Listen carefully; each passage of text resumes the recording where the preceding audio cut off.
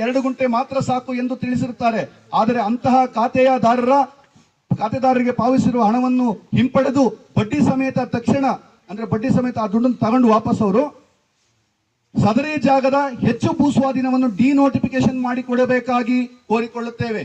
ಹೆಚ್ಚಿಗೆ ಜಾಗ ತಗೊಂಡ್ಬಿಟ್ಟಿದ್ದಾರೆ ಭೂಸ್ವಾಧೀನಕ್ಕೆ ಅಗತ್ಯಕ್ಕಿಂತ, ಅದನ್ನ ಡಿನೋಟಿಫಿಕೇಶನ್ ಮಾಡಿ ಅವ್ರ ಖಾತೆಗೆ ಹಾಕಿ ಕೊಡಬೇಕು. ಇಲ್ಲ ಅಂತ ಅವ್ರಿಗೆ ನಷ್ಟ ಆಗುತ್ತೆ. ಇವ್ರು ಕೊಡೋ 3 ಕಾಸಿನ ದುಡ್ಡಿಗೆ ಅವ್ನು ಜಮೀನ್ ಕಳ್ಕೊಬೇಕಾಗತ್ತೆ ರೈತ.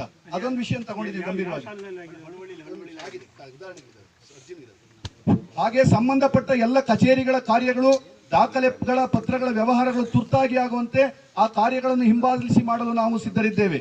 ಹಾಗೆಯೇ ಸರ್ಕಾರದ ಗಮನ ಸೆಳೆಯಲು ಅಗತ್ಯವಿರುವ ಚಳವಳಿಗಳನ್ನು ರೂಪಿಸುವುದು ಹಾಗೂ ಪಾದಯಾತ್ರೆಯಂತಹ ಕಾರ್ಯಕ್ರಮಗಳನ್ನು ಹಮ್ಮಿಕೊಳ್ಳುವುದರ ಮೂಲಕ ತಮಗೆ ಅನುಕೂಲವಾದಂತೆ ಸಹಕರಿಸಲು ನಾವೆಲ್ಲವೂ ಸಿದ್ಧರಿದ್ದೇವೆ. ದಯಾಪರರಾದ ತಾವು ಸಾರ್ವಜನಿಕ ವಲಯದಲ್ಲಿ ಹೆಚ್ಚು ಗುರುತು ಮೂಡಿಸಲು ಇದು ಒಂದು ಸುವರ್ಣ ಅವಕಾಶ. ಹಾಗೆಯೇ ನಾವು ಸಹ ಸ್ಮರಿಸುತ್ತೇವೆ. ಈಗಾಗಲೇ ನಾವು ನಮ್ಮ ಜೀವಮಾನ ಪೂರ್ತಿ ಯೋಜನೆಯ ಕನಸನ್ನು ಹೊತ್ತು ಕಾದಿದ್ದೇವೆ. ನಮ್ಮ ಮಕ್ಕಳಿಗಾದರೂ ಅನುಕೂಲವಾಗುವಂತೆ ಯೋಜನೆಯನ್ನು ಬಹುಬೇಗ ಪೂರ್ಣಗೊಳಿಸಿ. ಆದರೆ ಯೋಜನೆಗೆ ಭೂಸ್ವಾಧೀನಗೊಂಡಿರುವ ಜಮೀನು ನಮ್ಮ ಒಟ್ಟು ಜಮೀನಿನ ಯೋಜನೆಗೆ ಭೂಸ್ವಾಧೀನವಾಗಿರುವ ಜಮೀನು ನಮ್ಮ ಒಟ್ಟು ಜಮೀನಿನ ಮಧ್ಯಭಾಗದಲ್ಲಿ ಕೊನೆಯ ಭಾಗದಲ್ಲಿ ಕೋಚಲಾಗಿ ಭೂಸ್ವಾಧೀನವಾಗಿದ್ದು, ಇದರಿಂದ ನಮ್ಮ ಜಮೀನಿನ ಆಕೃತಿಯೂ ಹಾಳಾಗಿದೆ. ನಾವು ಮಾರಾಟ ಮಾಡಲು ತಂತಿ ಬೇಲಿ ನಿರ್ಮಾಣ ಮಾಡಲು ಪ್ರಯತ್ನಿಸಿದರೆ ಅದು ಸಕಾರಾತ್ಮಕವಾಗಿ ಸಾರ್ಥಕವಾಗುವುದಿಲ್ಲ. 3-4-5 ಮೂಲೆ 6 ಮೂಲೆ ಅರ್ಧ ಎಕರೆ 2 ಭಾಗ ಚಿಕ್ಕ ದಿವಾಳಿ ಆಗಿದೆ ಜಮೀನು ನಮ್ದು. ಆಯ್ತಾ? ಸಕಾರಾತ್ಮಕವಾಗಿ ಸಾರ್ಥಕವಾಗುವುದಿಲ್ಲ. ಇಂತಹ ಎಲ್ಲಾ ತೊಂದರೆಗಳನ್ನು ಸಮಸ್ಯೆಗಳನ್ನು ಅನುಭವಿಸಿ ನಾವು ಬಳಲಿದ್ದೇವೆ. ಕಾರಣ ಒಂದು ನೀರಾವರಿ ಯೋಜನೆ ಸಾಫಲ್ಯವಾದರೆ ಈ ಭಾಗದ ಎಲ್ಲ ರೈತರ ಜೀವನ ಮಟ್ಟ ಮತ್ತು ಆರ್ಥಿಕ ಮಟ್ಟ ಸುಧಾರಿಸುತ್ತದೆ ಎಂಬ ಉದಾರ ಮನೋಭಾವದಿಂದ ಭೂಮಿ ಕಳೆದುಕೊಂಡ ರೈತರೆಲ್ಲರೂ ಸಹಕರಿಸಿದ್ದೇವೆ.